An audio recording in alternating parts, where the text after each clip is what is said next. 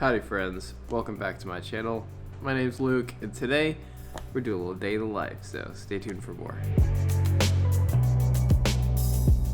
Just got my Starbucks, drinking this matcha pineapple drink. See, I didn't say situation that time. Yeah, it's like a iced pineapple matcha type beverage. I get a little bit extra matcha because why not? It's good. Today we're going to check out a couple nurseries. I have nothing specific in mind. I just heard there's this place in the Costa that has a nice nursery. So we're going to go check that out. Also later, I got some supplies to make a propagation wall, so I'm excited for that. Yeah, it's going to be a kind of easy day, easy chill day. I got some editing to do later, so who knows what is on the horizon. But I'm taking you along, so let's go.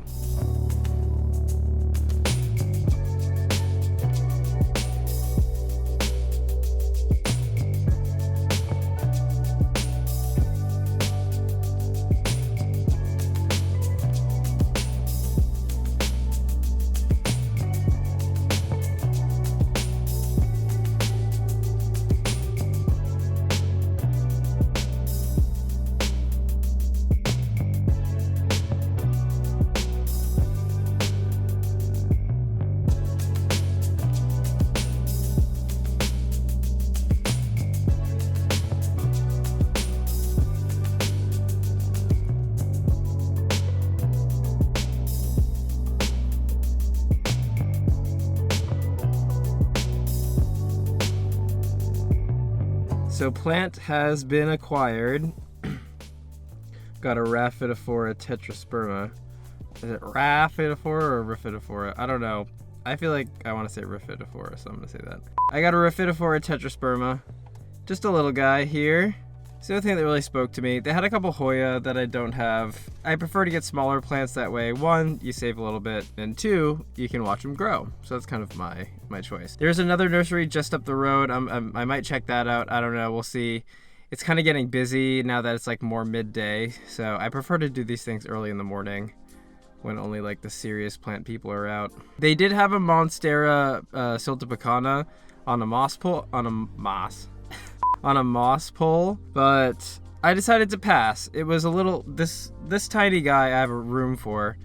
The Monstera siltepecana I did not have room for, or I don't really have room for. I'd have to make room for it. It's getting really hot in my car, so I now need to turn it on because I'm sweating. So see you in a few. Cuttings. I know like a lot of people talk about my Hoya collection. Or people Just got home. My new baby plant. I'm incredibly hungry, so I'm gonna make some lunch. Then also what I want to do later, well I also have some editing to do, so I might do this part later on. What I want to do is, how do I go this way? Right up in this space over here, I want to make a propagation wall. So I got these, and I'm gonna use like command strip Velcro to put them up. I don't remember where I saw it. It was on like a plant tuber collab. I don't remember where, but I'll link, if I can find it, I'll link it in the description. But I thought it was a cool idea. I got these like jumbo test tubes, cork not needed, and I'm just gonna kind of put them up there. We'll touch base here in a few.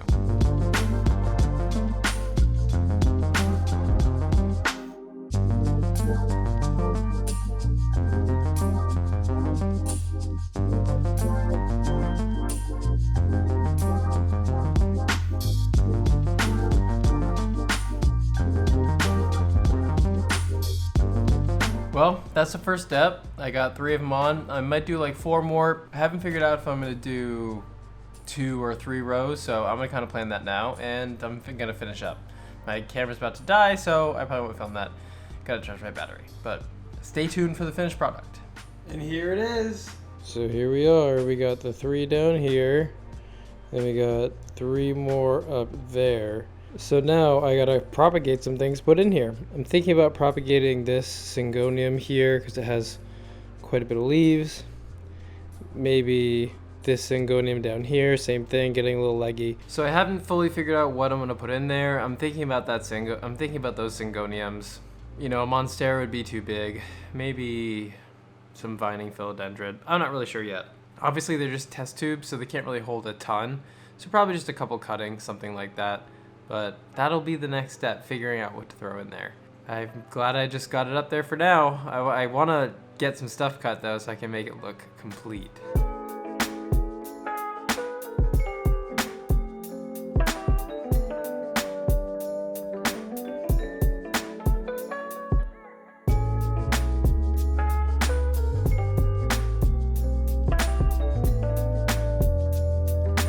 So I put 2 more tubes up and I cut 2 more cuttings, but I'm letting them sit. I typically let the cutting sit for a little bit to scab over. It helps prevent rot a little bit. Obviously with this application, I'm not super worried about each clipping. Like, it's not like I'm trying to save it, it's the last one or anything. These are all kind of like extra cuttings. So if it dies, it's not the end of the world, but I just want it to look nice and green and pretty. So once those 2 are done scabbing over, I'll kind of throw them up and I'll give you a final tour. So this is the finished wall. I ended up adding 2 more over here just to kind of not balance it out because I had the space. It was looking kind of empty. But yeah, that's basically what it turned out to be. So I'm pretty pumped on it. We have a Adansonii cutting here. This is just a syngonium, a green syngonium. We have Scindapsus pictus exotica here. This one is just like a white butterfly syngonium. This is a Rhaphidophora tetrasperma, or Rhaphidophora tetrasperma, however you prefer to say. We have another Adansonii cutting here, because why not have 2? We have another green syngonium here, and then we have the Scindapsus pictus argyrius here, so quite the selection.